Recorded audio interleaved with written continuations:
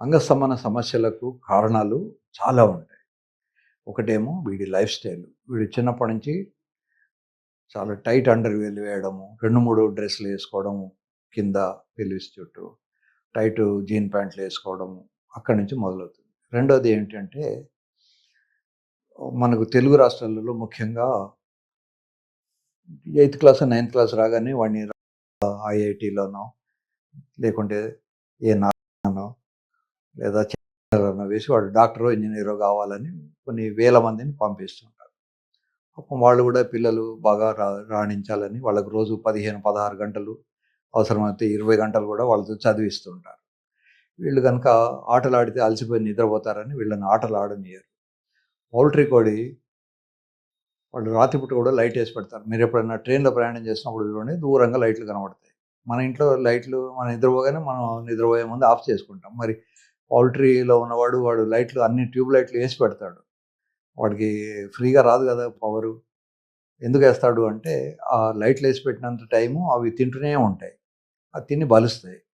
So ఇక్కడ కూడా వీళ్ళు 16, 20 గంటలు వీళ్ళు కూర్చోబెట్టి నిద్రపోకుండా వీడికి అవసరమైన తిండి పెడతారు. ఎందుకంటే వీళ్ళు ఫీజు బాగా తీసుకుంటారు. ఈ పౌల్ట్రీ లాగానే ఈ intermediate level eighth class, ninth class పిల్లల నుంచి వాళ్ళకి మంచి డబ్బులు తీసుకుంటారు కనుక మంచి ఫుడ్ పెడతారు. వాడికి పెరగాల్సిన వయసులో ఫ్యాటు వగైరా అన్నీ దొరుకుతూ ఉంటాయి. ప్రోటీన్ కూడా ఉంటుంది అనుకోండి. ఎగ్ పెడతారు, అన్నీ పెడతారు. సో తిండి ఎక్కువైతుంది, పని తక్కువైతుంది. దానివల్ల వాడు లావు అయిపోతాడు. వాడికి ఐఐటీలో సీటు వస్తే వస్తుంది, లేదు కానీ వాడు బయటకు వచ్చేసరికి మాత్రం టుమ్గా బయటకు వస్తాడు.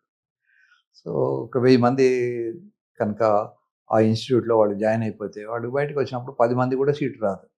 కానీ మిగతా 990 మందికి టుమ్గా వాళ్ళు పనికి రాకుండా బయటకు వస్తారు. వాడు ఏం చేస్తాడు, బయటకు వచ్చిన తర్వాత ఏ ప్రైవేట్ ఇంజనీరింగ్ కాలేజీలోనో చిన్నపాటి డొనేషనో ఏదో కట్టుకొని వాడు బీటెక్ చేసుకుంటాడు. చేసిన తర్వాత వాడు సాఫ్ట్వేర్ ఇంజనీర్ అవుతాడు. సో వాడికి జీవితం అంతా సాఫ్ట్వేర్, ఎక్కడ కూడా హార్డ్ ఉండదు. తీరా సాఫ్ట్వేర్లో ఆ లావుగా ఉండి పౌల్ట్రీ కోడికి శక్తి ఉండదు. పౌల్ట్రీ కోడికి మజిల్ పెరగదు. నాటుకోడికి పౌల్ట్రీ కోడికి తేడా ఏమిటి? నాటుకోడికి మజిల్ ఉంటుంది కనుక దాని ధర ఎక్కువ, దాని రుచి ఎక్కువ. సో వీడు పౌల్ట్రీ కోడికి లాగా బయటకు వస్తాడు. వీడికి సెక్స్ సామర్థ్యాలు అవి తగ్గిపోయి ఉంటాయి. అసలు సైకలాజికల్గా ముందు సెక్స్ మీద దృష్టే ఉండదు.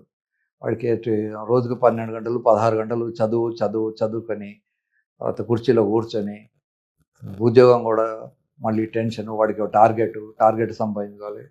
నో డౌట్ వాడికి 1,00,000, 2,00,000 డబ్బులు వస్తాయి కానీ జీవితం పోతుంది. సో అలాంటి జీవితం క్రియేట్ చేసుకొని వాడు ఎందుకు పనికి రాకుండా బయటికి వస్తాడు. పాపం వచ్చిన తర్వాత పొరపాటున పెళ్ళి అంటూ చేసుకుంటే నా దగ్గర చాలామంది వస్తారు. సార్ నేను పెళ్లి చేసుకున్నాను, సంసారం చేయలేకపోతున్నాను. సాఫ్ట్వేర్ వాళ్ళే కాదు, ఇన్ జనరల్గా మనందరిలోనూ ఒబెసిటీ చాలా పెరిగింది.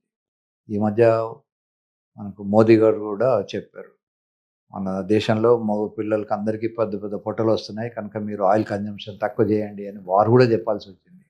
దేశంలో ఒక ప్రైమ్ మినిస్టర్ ఈ చిన్న విషయం చెప్పాల్సి వచ్చింది అంటే దీనికి ఎంతమందికి మగ పిల్లలకు పొట్టలు వస్తున్నాయి. నేను జోకులర్గా మగ పిల్లలకు చెప్తాను, బాబు నీకు పొట్ట వస్తే నీ భార్యకు పొట్ట రాదు అని. సో ఆమెకు రావాల్సిన పొట్ట వీడికి వస్తుంది. సో పొట్టలు పెంచుకోవడం ఇవన్నీ కూడా లైఫ్ స్టైల్లో కారణాలే. కాక ఎక్సర్సైజ్ లేకుండా ఉండడం. ఇట్లాంటి పూర్వకాలంలో ఏమిటంటే వాడు పార్టీకి వెళ్ళాలన్నా కూడా 1 కిలోమీటర్ నడవాల్సి వచ్చేది.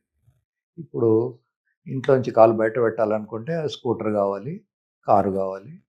చిన్న చిన్న వస్తువులు కొనుక్కోవాలంటే సెల్ ఫోన్ పట్టుకొని ఇలా కొడితే వాడికి జొమాటోనో టమాటోనో ఇంటికి వచ్చేస్తుంది.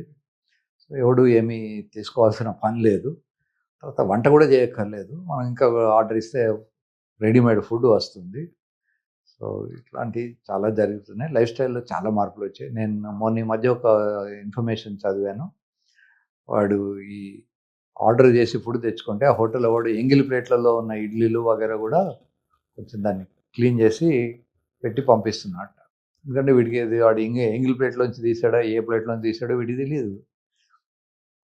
వీడు ఆవరవరమని ఇంటికి రాగానే ఆకలి మీద తినేస్తున్నాడు. సో లైఫ్ స్టైల్ చేంజెస్ రావాలి, కొంచెం కష్టపడడం నేర్చుకోవాలి. తర్వాత కంటామినేటెడ్ ఫుడ్. ఇదివరకు ప్రతి ఇంట్లోనూ ఒక గేదెనో అవో ఉండేది. వాళ్ళు వాటి పాలు మాత్రమే వాడుకునేవాళ్ళు. ఇప్పుడు మనం కొనుక్కుంటాం. కొనుక్కున్నప్పుడు వాడు పాలు ఎక్కువ రావాలని దానికి కొన్ని ఇంజెక్షన్స్ ఇస్తాడు. ఆ ఇంజెక్షన్ కెమికల్ వల్ల వీడికి మగతనం పోతుంది. సో, వీడికి మగ పిల్లవాడికి కూడా పెద్ద పెద్ద బ్రెస్టులు తయారవుతూ ఉంటాయి. మరి ఇట్లాంటియన్నీ ఉన్నాయి. మనం తినే ఫుడ్‌లో కంటామినేషన్ వస్తుంది. మీరు పసుపు కొంటే అందులో ఒక కలర్ ఉంటుంది. దాన్ని ఒక చెంచాడు పసుపు తీసి బకెట్‌లో వేయండి. ఆ కలర్ అంతా వస్తుంది. మీరు గ్రీన్‌గా ఉన్నటువంటి పీస్ కొనుక్కొచ్చి ఇంట్లో బకెట్‌లో వేయండి.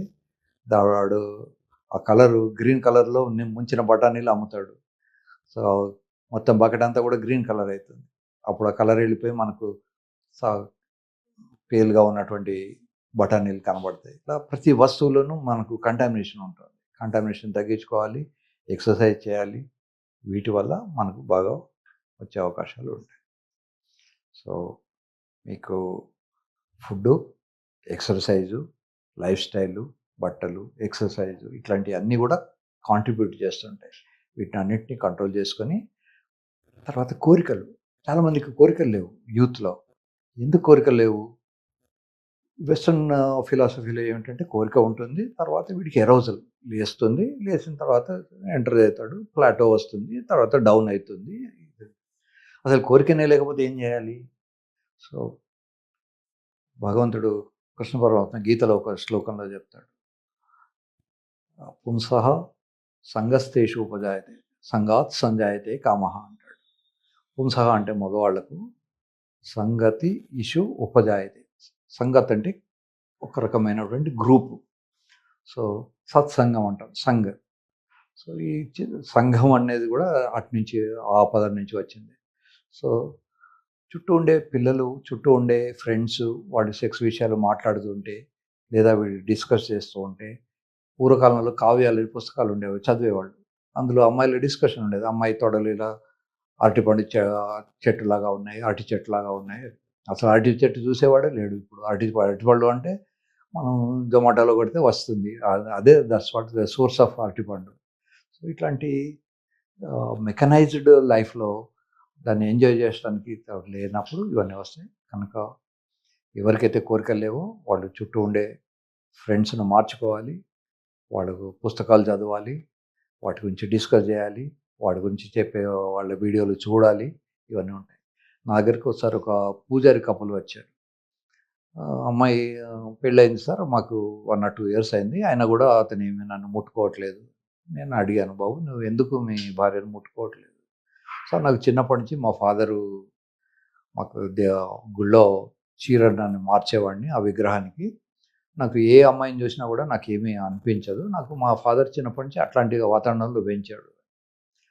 ఓకే. కానీ మరి పెళ్లి చేసుకోకుండా ఉండాల్సింది. తీరా పెళ్లి చేసుకున్న తర్వాత అమ్మాయి కోరికలు ఉంటాయి. పెళ్లి చేసుకున్న తర్వాత అమ్మాయి కోరికలు ఎవరు తీర్చాలి? భర్తే తీర్చాలి.